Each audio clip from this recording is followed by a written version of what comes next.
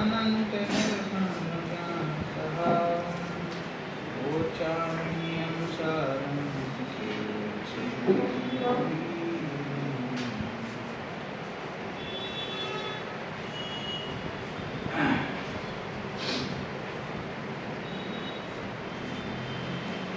नियम सार ग्रंथाधिराज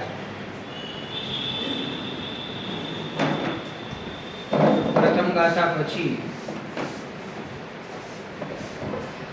टीकाकार आचार्य देव पद्म प्रभमलधारी देव द्वारा रचित 8મા કળશની આપણે કાલે ચર્ચા કરી, જેની અંદર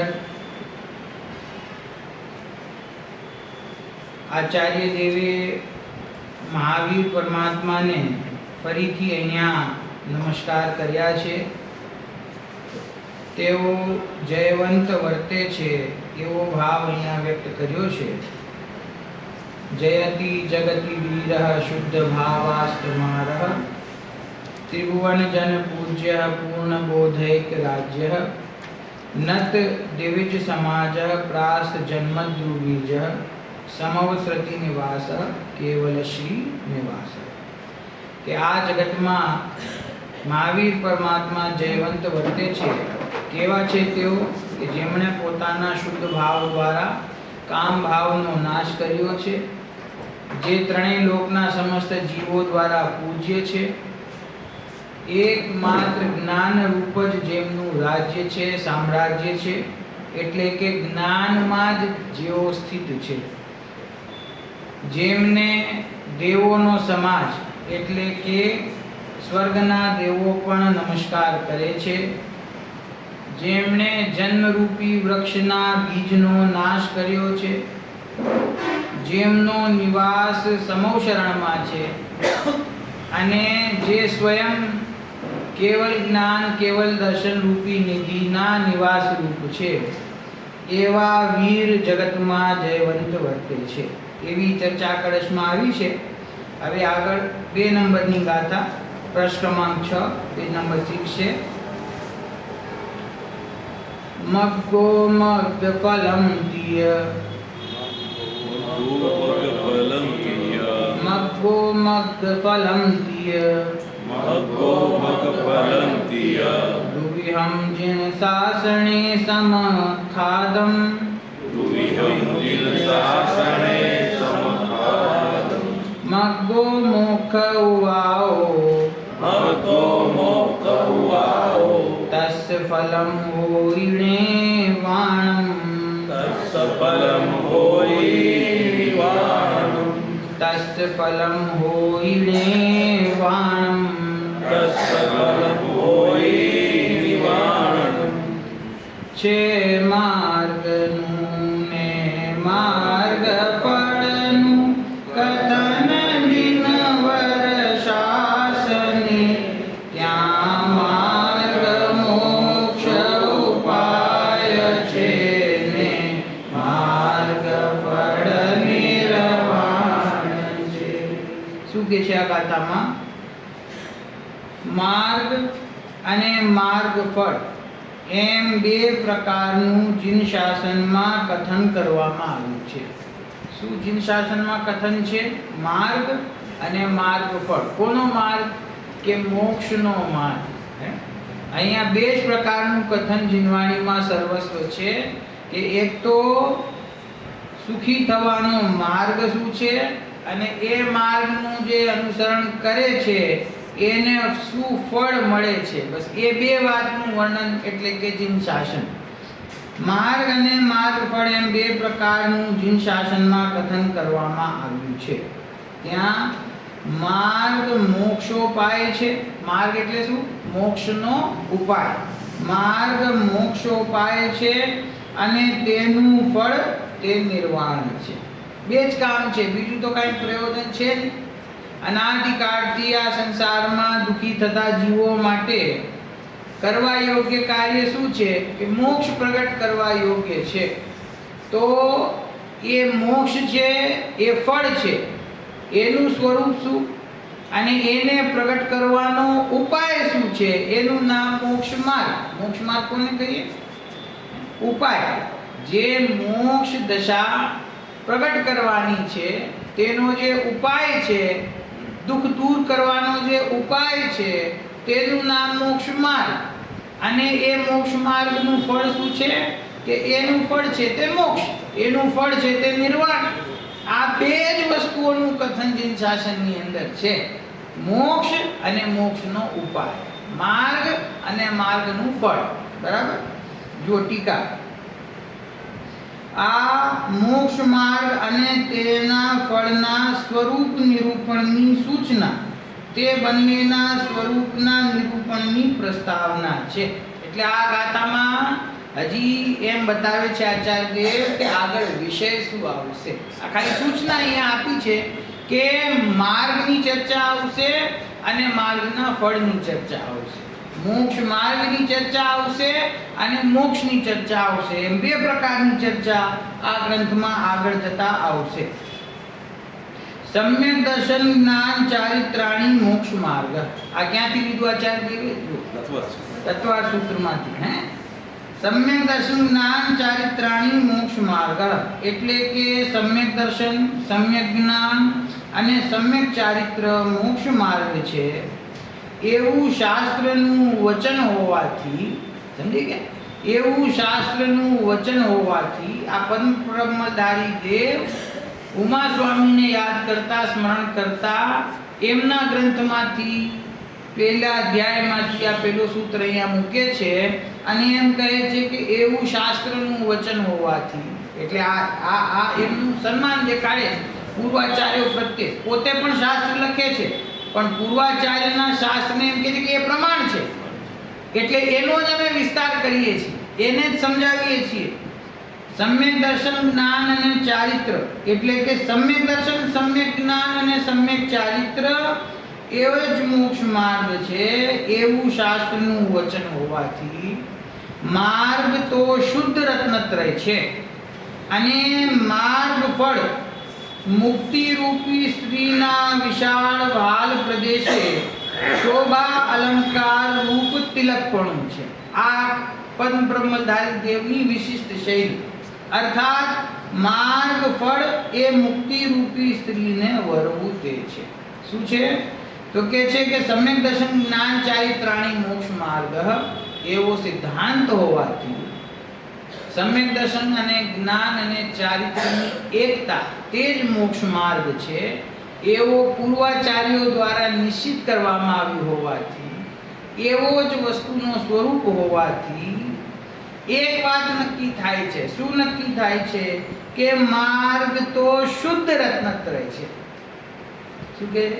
માર્ગ તો શુદ્ધ રત્નત્રય છે. અને શુદ્ધ કહેતા નિયમ સાર, સાર શબ્દની વાત આવી. કાલે આપણે વાત કરી કે શુદ્ધ રત્નત્રય એટલે શું?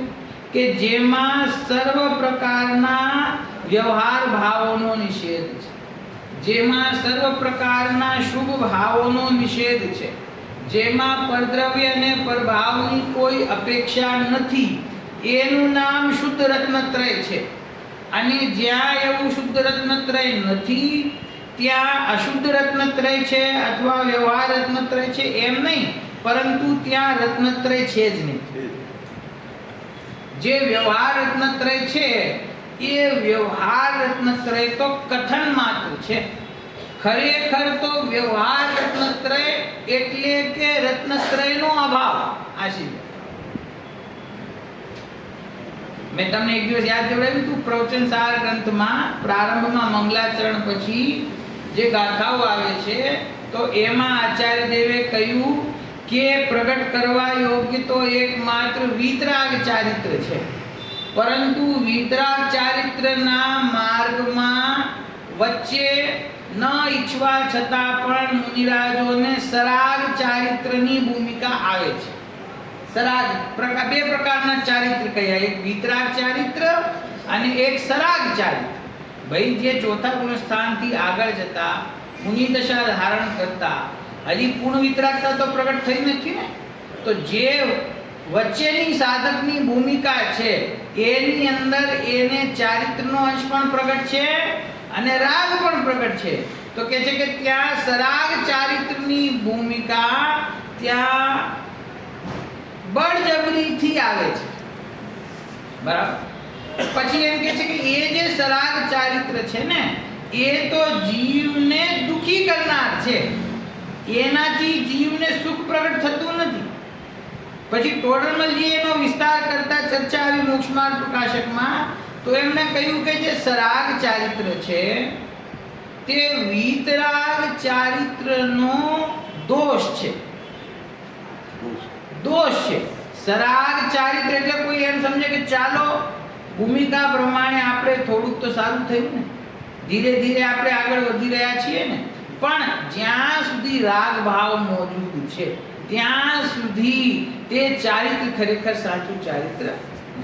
તો એવી જ રીતે આ તમે તમને ઉદાહરણ આપ્યું પ્રવચન સારમાંથી, તે જ રીતે અહીંયા એમ કહે છે કે શુદ્ધ રત્નત્રય એ જ માર્ગ છે.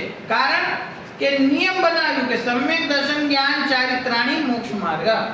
તો જો અહીંયા શુદ્ધ રત્નત્રય સિવાય બીજા કોઈ ભાવનું ગ્રહણ કરીએ તો શું થાય કે એ બીજા ભાવો તો ખરેખર બંધના માર્ગ છે. વ્યવહાર રત્નત્રય જેને કહેવાય છે એ વ્યવહાર રત્નત્રય તો ખરેખર બંધનું કારણ છે કે મોક્ષનું કારણ છે. ખ્યાલ આવ્યો? વ્યવહાર રત્નત્રય એટલે શું? જો ભાવલિંગી મુનિરાજ છે, ભાવલિંગી મુનિરાજ પોતાના સ્વરૂપમાં સ્થિર થાય, ત્રણ કષાય ચોકડીના અભાવપૂર્વક અંતરંગમાં શુદ્ધતા વર્તતી હોય, એનું નામ નિશ્ચય ચારિત્ર છે ને. અને એ જ સમયે એ મુનિરાજના જીવનમાં મુનિ દશા છે, 5 મહાવ્રતોનો અંગીકાર છે, 28 મૂળ ગુણોનું પાલન છે. તો એ જે એમનું બાહ્ય ચારિત્ર છે એ ચારિત્રનું નામ શું? એ ખરેખર ચારિત્ર નથી, પણ એને અંતરંગ ચારિત્રનો સહચારી હોવાથી વ્યવહાર ચારિત્ર કહેવામાં, બરાબર. એ જે વ્યવહાર ચારિત્ર છે એ વ્યવહાર ચારિત્ર બોલો મોક્ષનો માર્ગ છે કે બંધનો માર્ગ છે? આ અઘરું છે. આ બિંદુ બરાબર ખ્યાલમાં ન આવે ને તો ઝઘડો થાય કે એમ કે છે કે મુનિ દશા બંધનો માર્ગ છે. મુનિ દશા બંધનો માર્ગ નથી. મુનિ દશા કોને સમજો છો? જે અંતરંગમાં શુદ્ધ પરિણતિ પ્રગટ છે ને એ મુનિ દશા છે, અને બહારમાં એની સાથે રહેલું જે આચરણ છે તેને વ્યવહારથી મોક્ષ માર્ગ કહેવામાં આવે છે. અને એ જે વ્યવહાર છે એ ખરેખર મોક્ષ માર્ગ નથી, એ બંધનો માર્ગ છે. એ ભલે એના કારણે નરક ગતિ, નિબોધ ગતિ, તિર્યંચ ગતિ નથી થવાની. જે મુનિરાજ છે એ મુનિરાજ પોતાના સ્વરૂપની સ્થિરતા કરે છે, સ્વરૂપની રમણતા કરે છે, અને જો કદાચિત એમને એ ભવમાં મોક્ષની પ્રાપ્તિ ન થાય તો સ્વર્ગની પ્રાપ્તિ તો થવાની જ, બરાબર છે ને. પણ એ જે સ્વર્ગની પ્રાપ્તિ થાય છે જે ભાવથી, એ ભાવ મોક્ષનું કારણ નથી, તો સ્વર્ગ પ્રાપ્ત થાય. સમજી? મુનિરાજ આત્મ સાધનામાં લીન છે, અને છતાં પણ પુરુષાર્થ એવો અપૂર્વ ઉપડતો નથી કે જેનાથી એમને એ છપક શ્રેણી ચડી જાય, કેવળ જ્ઞાન થઈ જાય અને સિદ્ધ દશા પામી જાય, બરાબર. તો એમને ક્યાંક ને ક્યાંક રાગ અંશનો ઉદય છે તો જ મોક્ષની પ્રાપ્તિ નથી થઈ. રાગાંશનો ઉદય છે ને, કે કોઈ મુનિરાજ આ ભવથી સ્વર્ગમાં ગયા તો એનો અર્થ શું? કે હજી એને કોઈક એવા રાગાંશ બાકી હતા કે જેના કારણે એમને મોક્ષની પ્રાપ્તિ ન થઈ, સ્વર્ગ ગતિનું બંધ થયું. તો એ જે સ્વર્ગના બંધના કારણો છે એ કયા છે મુનિરાજના જીવનમાં? જે વ્યવહાર ચારિત્રનો પરિણામ છે એ વ્યવહાર ચારિત્રના પરિણામના ફળ સ્વરૂપે જાય છે ને સ્વર્ગાદિકમાં. તો એ વ્યવહાર ચારિત્ર છે એ મોક્ષ માર્ગ છે કે બંધ માર્ગ છે? પણ આ વાત સમજવી અઘરી શું કામ પડે કે મુનિરાજ છે એ પૂજ્ય પદે છે, આચાર્ય, ઉપાધ્યાય, સાધુ, પરમેષ્ઠીના પદે છે, અને એમના માટે આપણે એમ કહીએ કે એમના જીવનમાં જે બાહ્ય આચરણ છે એ બંધનું કારણ છે, તો કોઈને એમ થાય કે આ મુનિને માનતા નથી, કે આ મુનિની નિંદા કરે છે, કે આ મુનિ દશાને બંધનું કારણ કહે છે, અથવા આ પુણ્યને હે કહે છે, તો ભાઈ અમે નથી કહેતા અને અમે કોઈનું પણ અહીંયા અનાદર નથી કરતા. આ તો વસ્તુનું સ્વરૂપ છે અને ન્યાય છે. અને તમને એમ થાય કે અમે કોઈ મુનિની નિંદા કરી છે એવું નથી. આ તો હું તો કુલકુલાચાર્ય માટે કહું છું, કોઈ બીજા માટે નથી કહેતો. કુલકુલાચાર્ય તો મુમુક્ષુઓના આચાર્ય છે ને, એ તો બધાના આચાર્ય છે. જે સ્વીકાર ન કરે એ મૂર્ખ કહેવાય. બરાબર. તો કુલકુલાચાર્ય દેવ છે, ભાવલિંગી મુનિરાજ છે, વર્તમાનમાં ક્યાં છે? સ્વર્ગમાં છે. કેમ કે પંચમ કાળમાંથી પ્રત્યક્ષ મોક્ષની પ્રાપ્તિ તો અહીંયા ભરત ક્ષેત્રથી તો નથી. તો સ્વર્ગમાં ગયા, તો સ્વર્ગમાં ગયા તો એમાં કોઈ નિમિત્તભૂત ભાવ હશે કે એના વગર ગયા? ભાવ હશે ને, કારણ હશે તો એને એ પ્રકારના કર્મ બંધાય ને. સ્વર્ગનું આયુષ્ય બંધાય તો એમાં કઈ કારણ હોય કે ના હોય? એ જે કારણ છે એ કુલકુલાચાર્ય દેવના જીવનમાં એ કયું કારણ હશે એ વિચાર કરી લો. કયું કારણ હશે? શાસ્ત્ર લખવાનું, ભવ્ય જીવોને ઉપદેશ દેવાનો, વિદેશ ક્ષેત્રમાં જવાનું, શ્રીમંદર પરમાત્માના દર્શન કરવાનો ભાવ, એવા ભવ્ય જીવોનો હિત કરવાનો ભાવ, એની કરુણાની ભાવના, તો એ બધા ભાવો એના ફળ સ્વરૂપે એને સ્વર્ગ મળ્યું ને. તો એ બધા ભાવો ઉપાદેય કહેવાય કે હે કહેવાય?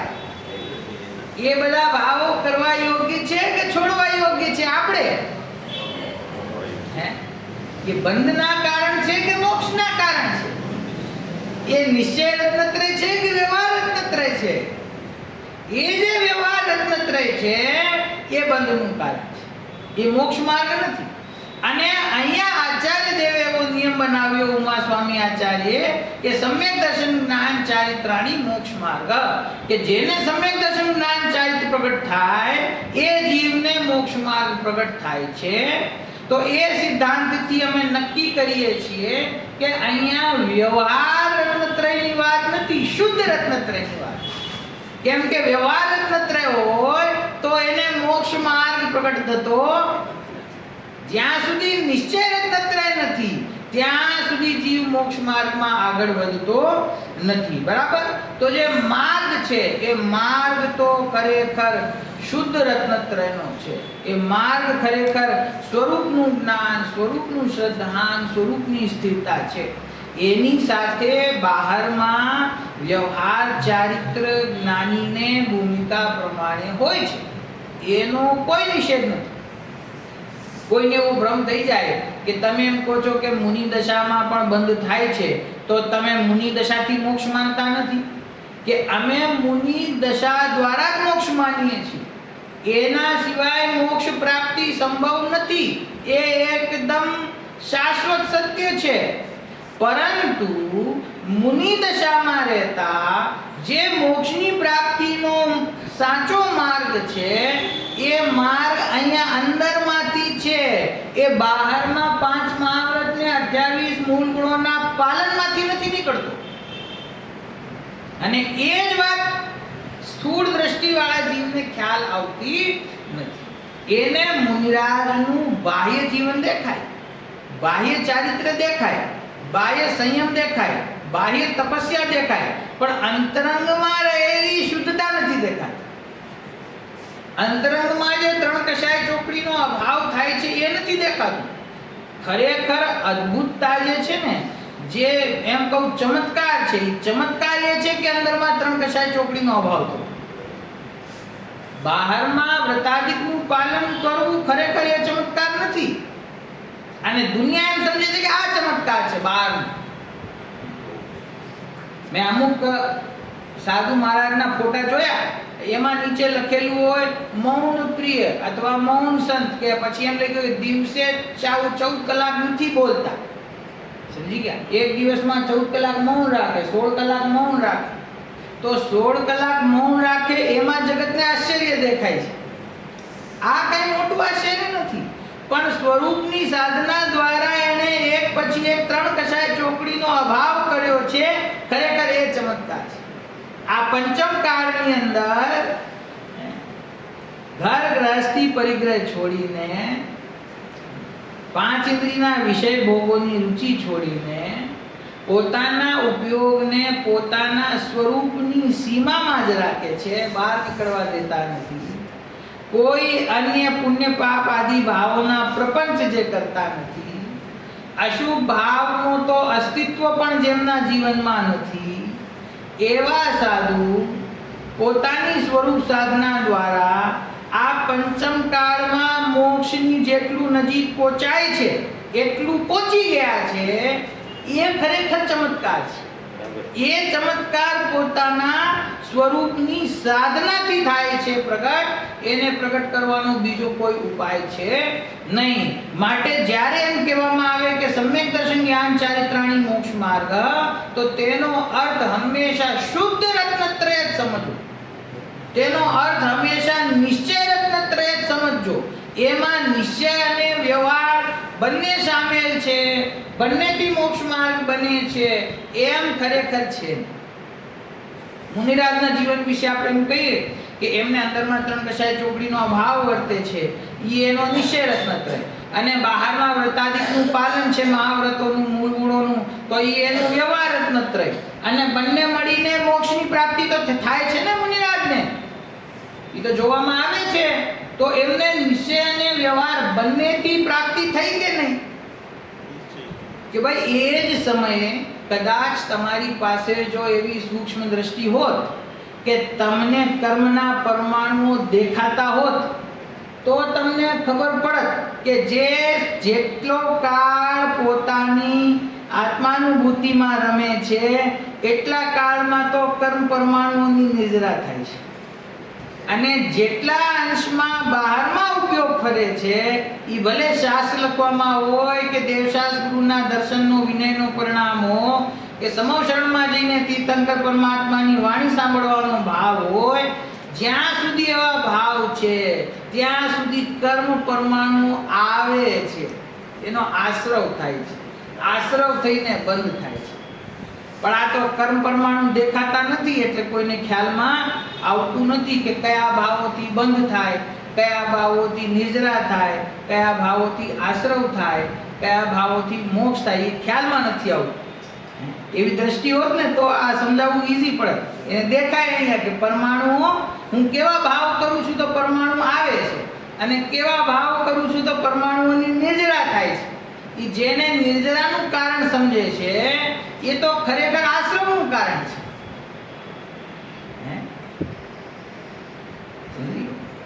આ માર્ગ છે શુદ્ધ રત્નત્રય, એ જ માર્ગ છે.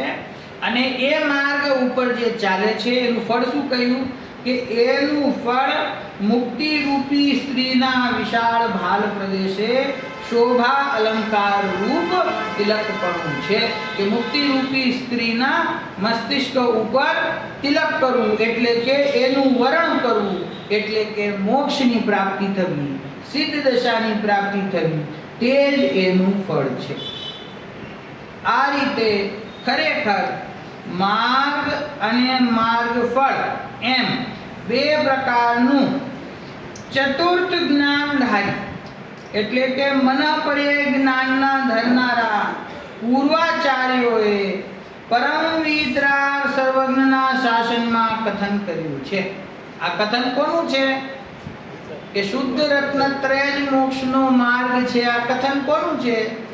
તો કે જેમને 4 જ્ઞાન પ્રગટ થઈ ગયા છે, ચતુર્થ જ્ઞાનધારી, જેમને મનપર્યય જ્ઞાન પ્રગટ છે, એવા ભાવલિંગી મનપર્યય જ્ઞાનના ધારી પૂર્વાચાર્યોએ વિતરાગ સર્વજ્ઞ ભગવાનના શાસનમાં આ કથન કર્યું છે. આ કથનની પ્રામાણિકતા શું? કે પ્રથમ તો કેવડીએ કહેલું છે, પછી શ્રુત કેવડીએ કહેલું છે, પછી કહે છે મનપર્યય જ્ઞાનના ધારી આચાર્ય દેવોએ કહેલું છે. આ કેમ એમ લખ્યું મનપર્યય જ્ઞાનના ધારી? અહીંયા હા, એટલે ગણધર પણ હોઈ શકે ને અન્ય પણ હોઈ શકે, પરંતુ મનપર્યય જ્ઞાનના ધારી એનો અર્થ શું? કે જે અતિ વિશિષ્ટ જ્ઞાનને ધરાવે છે. અને મનપર્ય જ્ઞાનધારી એટલે શું? મનપર્ય જ્ઞાન કોને પ્રગટ થાય? ભાવલિંગી મુનિરાજ. પણ બધા જ ભાવલિંગી મુનિરાજને પ્રગટ થાય એવું જરૂરી નથી. એ ભાવલિંગી મુનિરાજોમાં પણ કોઈ જે અદ્ભુત જ્ઞાનના ધારી અને એ જ ભવેથી મોક્ષ પ્રાપ્ત કરનારા મનપર્ય જ્ઞાન કોને પ્રગટ થાય? તદ્ભવ મોક્ષગામી ભાવલિંગી મુનિરાજ હોય ને એને જ મનપર્ય જ્ઞાન પ્રગટ થાય. હે? હા. તો આ અહીંયા શું કહેવા માંગે છે? એનો અર્થ શું થયો? મનપર્ય જ્ઞાનધારી શબ્દ કહીને એમ કહેવા માંગે છે કે આ એવા આચાર્ય દેવો છે જે અત્યંત અલ્પકાળમાં સ્વયં મોક્ષને પ્રગટ કરનારા છે અને જે એ માર્ગમાં ત્રણ કષાય ચોકડીના ભાવપૂર્વક આગળ વધી ગયા છે. એ તમને સમજાવે છે. શું સમજાવે છે? કે મોક્ષનો ઉપાય શુદ્ધ રત્નત્રય છે. તો અમારી વાત નહીં માનો તો મનપર્ય જ્ઞાનધારી મુનિરાજની વાત તો માનશો કે નહીં? એમ કહેવા માંગે. હે? કે તમે બીજા કોઈની વાત સ્વીકાર ના કરો, પણ જે સ્વયં એ માર્ગમાં આગળ વધી રહ્યા છે અને અલ્પકાળમાં મોક્ષ પ્રગટ કરશે એવા મુનિરાજ આપણને બતાવે છે કે સાચો ઉપાય શું છે. અમે કયા ઉપાય ઉપર આગળ વધ્યા છીએ? તો કે શુદ્ધ રત્નત્રય એ જ સાચો ઉપાય છે. આમાં રાગ ભાવને, મંદ કષાયને, પુણ્યના ભાવને, વ્યવહારને, પર્યાય આશ્રિત ભાવને, પરાધીનતાને એને આ માર્ગમાં કોઈ સ્થાન છે નહીં. ગુરુદેવ ઘડીએ ઘડીએ રિપીટ કરે કે વ્યવહાર કરતા કરતા નિશ્ચય થઈ જાય એમ ત્રણ કાળમાં બને નહીં. ભાવના એવી હોય જીવને, ધર્મનો અભ્યાસ ન કરતો હોય તો એના મનમાં એમ ચાલતું હોય કે આજે નહીં પણ ધીરે ધીરે તો થઈ જશે. અમે થોડો થોડો પ્રયત્ન તો કરીએ છીએ ને. અમે મંદિર તો જઈએ છીએ, પર્વમાં પૂજા કરીએ છીએ, કોઈક વખતે સ્વાધ્યાયમાં પણ બેસીએ છીએ, તો બીજા કરતા તો આપણે સારા ને. અમે જમી કર નથી ખાતા, બીજા કરતા તો સારા ને. કે જે આ માર્ગ છે એ મોક્ષનો સાચો માર્ગ નથી. જ્યાં સુધી શુદ્ધ રત્નત્રય પ્રગટ ન થાય ત્યાં સુધી તમારામાં ને અન્યમાં કોઈ ફેર નથી. આપણામાં ને અન્યમાં કોઈ ફેર નથી. ખાલી એટલું છે કે એની પાસે ધર્મની વાત પણ નથી અને આપણા મોઢામાં ધર્મની વાત છે, પણ ધર્મનો અભાવ બંનેને વર્તે છે. ગુરુદેવ કહ્યું કે સમ્યક દર્શનથી જે પ્રારંભ થાય એ સાચો પ્રારંભ છે, એ સાચી શરૂઆત છે. તો સમ્યક દર્શન જ્યાં સુધી ન થાય ત્યાં સુધી શરૂઆત થઈ કે ન થઈ? તો પછી આપણે શું કરીએ છીએ કે જે કંઈ કરો છો પણ જ્યાં સુધી સમ્યક દર્શન પ્રગટ ન થાય ત્યાં સુધી મોક્ષ પ્રગટ કરવાની યોગ્યતા હજી પાકી. આ બીજો પક્ષ સમજી લેવો. અમે એક પક્ષ તો હંમેશા સમજીએ છીએ કે જેણે પ્રીતિથી તત્વની વાત સાંભળી છે એ જીવ નિકટ કાળમાં મોક્ષની પ્રાપ્તિનું ભાજન છે પ્રગટ કરશે. એ સાંભળીને આપણે પ્રસન્ન થઈએ કે જો અમે વાત તો સાંભળીએ છીએ ને, મોક્ષ તો પ્રગટ થઈ જશે ને. આ બીજો પક્ષ સમજવો, જ્યાં સુધી સમ્યક દર્શન ન થાય ત્યાં સુધી કોઈ પણ પ્રકારની યોગ્યતા પાકી નથી. સમયસારમાં એક કથન આવ્યું કે દ્રવ્યલિંગી મુનિરાજ છે ને, તો દ્રવ્યલિંગી મુનિરાજ હોય તો એમને શું કમી છે? એને 11 અંગ 9 પૂર્વનું તો જ્ઞાન વર્તે છે. દેવશાસ્ત્ર ગુરુનું આપણે મોક્ષમાર્ગ પ્રકાશકમાં પણ વાંચ્યું હતું કે જે મુનિરાજ હોય છે ને એના શ્રદ્ધાનમાં, દેવશાસ્ત્ર ગુરુ પ્રત્યેના શ્રદ્ધાનમાં કોઈ ખોટ નથી અને એને કોઈ પણ પ્રકારનો આ ભવનો કે પરભવનો કોઈ લોભ નથી. એના હૃદયમાં કોઈ પણ પ્રકારની માયાચારી નથી. શુદ્ધ ભાવથી દેવશાસ્ત્ર ગુરુનું શ્રદ્ધાન છે. 11 અંગ 9 પૂર્વનું જ્ઞાન છે અને અત્યંત અત્યંત મંદ કષાય છે ને દ્રવ્યલિંગી મુનિરાજ. તો જ એના ફળમાં એ 9મા ગ્રેવેક સુધી જઈ શકે, નહીં તો બીજા કોઈ જઈ ન શકે. સમજી ગયા? તો એ એવા દ્રવ્યલિંગી મુનિરાજ જેને દેવશાસ્ત્ર ગુરુનું શ્રદ્ધાન છે, 11 અંગ 9 પૂર્વનું જ્ઞાન છે, અત્યંત મંદ કષાયપૂર્વક જેઓ વર્તી રહ્યા છે એને પણ મોક્ષની ગેરંટી નથી, તો આપણે એવું શું કહ્યું છે કે જેનાથી એમ માનીએ છીએ કે અમારે મોક્ષની ગેરંટી છે? જ્યાં સુધી સમ્યક દર્શન પ્રગટ ન થાય ત્યાં સુધી ખરેખર આ મોક્ષનો ઉપાય કયો ને શુદ્ધ રત્નત્રય, એ મોક્ષનો ઉપાય છે. તો એ શુદ્ધ રત્નત્રય જ્યાં સુધી પ્રગટ થયું નથી ત્યાં સુધી મને મોક્ષ થઈ જ જશે એવું તમે જે સ્વીકાર કરી લીધું છે, એવું આપણે જે માની લીધું છે, એ કેવી રીતે માની લીધું છે? એટલા માટે કે આપણે ગુરુદેવના શિષ્ય છીએ, એટલા માટે કે જૈન કુળમાં આપણો જન્મ થયો છે. પુરુષાર્થ આ ભવની અંદર જ કરવો પડશે દાદા, છે ને? આ ભવમાં ભગવાને જે કાર્ય કર્યું એ આપણે આ ભવમાં કરવાનું છે. આપણા ગુરુઓએ જે કાર્ય કર્યું તે આ ભવમાં કરવાનું છે. પંચ પરમેષ્ઠીઓએ જે કાર્ય કર્યું એ આપણે આ ભવમાં કરવાનું છે. આપણાથી નહીં થાય એવો આ માર્ગ નથી, અમને નહીં સમજાય એવો આ માર્ગ નથી, પણ પોતાના સ્વરૂપની રુચિથી આ તરફ આગળ વધે તો એનું કાર્ય અવશ્ય થાય. બસ ખાલી પોતાના જ્ઞાનની અંદર નિર્ણય પહેલા બરાબર કરવો કે મોક્ષનું સ્વરૂપ શું છે અને એ મોક્ષ પ્રગટ કરવાનો ઉપાય સાચો શું છે. એનો ઉપાય અહીંયા કહ્યું કે શુદ્ધ સમ્યક દર્શન જ્ઞાન ચારિત્ર છે. તો એ શુદ્ધ સમ્યક દર્શન જ્ઞાન ચારિત્ર કઈ રીતે પ્રગટ થાય એનો ઉપાય જે અહીંયા બતાવવામાં આવ્યો છે એ આપણે ખ્યાલમાં રાખવાનું છે. હા, શું કહ્યું કે આ રીતે માર્ગ અને માર્ગફળ એમ બે પ્રકારનું ચતુર્થ જ્ઞાનધારી પૂર્વાચાર્યોએ પરમ વિતરાગ સર્વજ્ઞના શાસનમાં કથન કર્યું છે. નિજ પરમાત્મ તત્વના આવી ગયું, નિજ પરમાત્મ તત્વના સમ્યક શ્રદ્ધાન જ્ઞાન અનુષ્ઠાન રૂપ શુદ્ધ રત્નત્રયાત્મક માર્ગ પરમ નિરપેક્ષ હોવાથી મોક્ષનો ઉપાય છે અને તે શુદ્ધ રત્નત્રયનું ફળ સ્વાત્મોપલબ્ધિ એટલે કે નિજ શુદ્ધ આત્માની પ્રાપ્તિ છે. કેટલો માર્ગ છે અને કેટલો ઉપાય છે કે પોતાના આત્મ સ્વભાવની પ્રાપ્તિ થવી તે જ ઉપાય છે. અને એનું કારણ કોણ છે? એ કઈ રીતે પ્રગટ થાય? તો કે નિજ પરમાત્મ તત્વના સમ્યક શ્રદ્ધાન જ્ઞાન અને અનુષ્ઠાન રૂપ પોતાના આત્મ સ્વભાવનું જ્ઞાન થાય, એનું શ્રદ્ધાન થાય અને એમાં અનુષ્ઠાન એટલે કે એમાં સ્થિરતા પ્રગટ થાય, એમાં રમણતા થાય, એનું નામ શુદ્ધ રત્નત્રય છે. અને જે મોક્ષ માર્ગ છે તે આ રીતે શુદ્ધ રત્નત્રયાત્મક છે. શુદ્ધ રત્નત્રયાત્મક હોવાથી પરમ નિરપેક્ષ છે. કેવું છે? પરમ નિરપેક્ષ છે. અને પરમ નિરપેક્ષ હોવાથી તે જ મોક્ષનો ઉપાય છે. પરમ નિરપેક્ષ શું કામ કહ્યું? કે જ્યાં પરદ્રવ્યની કોઈ અપેક્ષા નથી, પરદ્રવ્યની કોઈ આપણે પરાધીનતા નથી.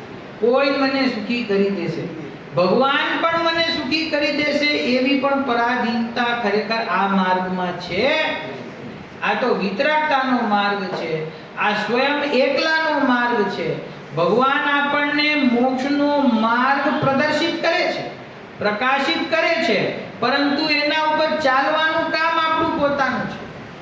કોઈ દેવ, કોઈ શાસ્ત્ર, કોઈ ગુરુની કૃપાથી તમને સમ્યક દર્શન પ્રગટ નહીં થાય, કોઈના આશીર્વાદથી સમ્યક દર્શન પ્રગટ નહીં થાય. તમને તમારી સાધનાથી સમ્યક દર્શન જ્ઞાન ચારિત્ર પ્રગટ થાય અને પછી તમે દેવશાસ્ત્ર ગુરુનો વિનય કરતા એમ કહો કે એમના આશીર્વાદથી પ્રગટ થયું, એ વાત જુદી છે. પણ થાશે તો સ્વયં પોતાના પુરુષાર્થથી. પોતાના પુરુષાર્થનો માર્ગ છે અને પુરુષાર્થ બીજું કાંઈ નથી. પુરુષાર્થ પોતાના આત્માનું સમ્યક શ્રદ્ધાન, સમ્યક જ્ઞાન, સમ્યક અનુષ્ઠાન રૂપ શુદ્ધ રત્નત્રયાત્મક માર્ગ એ જ ખરેખર સાચો માર્ગ છે.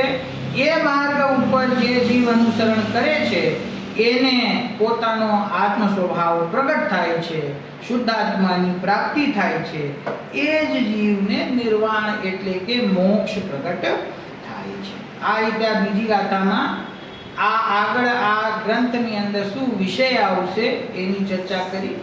માર્ગ એટલે કે મોક્ષ માર્ગ એટલે કે શુદ્ધ રત્નત્રય અને એનું ફળ એટલે કે નિર્વાણ, એ બેના સ્વરૂપની ચર્ચા આ ગ્રંથમાં આગળ જતા આવશે એવો ભાવ અહીંયા આચાર્ય કુંદકુંદ દેવે વ્યક્ત કર્યો છે અને એની ટીકા પદ્મપ્રમલધારી દેવે લખી છે. હવે આગળની જે ચર્ચા છે, પાછો એક કળશ આવે છે અને પછી ત્રીજી ગાથા, એની ચર્ચા આપણે હવે કાલે કરીએ.